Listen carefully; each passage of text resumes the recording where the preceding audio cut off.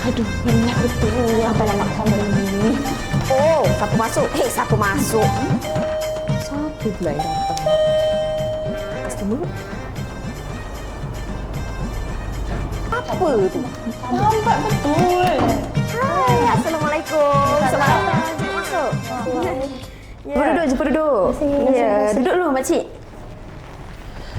Allah, sakit pinggang mak ni. Apa yang teruk sangat tu, Okey Mak? ke ni makcik? Okey. Okey, so makcik Hana betul? Ya, betul. Dengan anaknya? Fazana. Fazana. Okey. So hari ni makcik ada apa-apa lagi addition yang saya boleh bantu? Yang macam makcik Tadi call Mak tadi? nak suruh buat apa tadi Mak lupa ke dah? Mak suruh nak minta tolong buat apps. Tolong buat apps tu. Oh, tolong buat apps. Boleh. Kalau dekat telefon saya memang dah ada.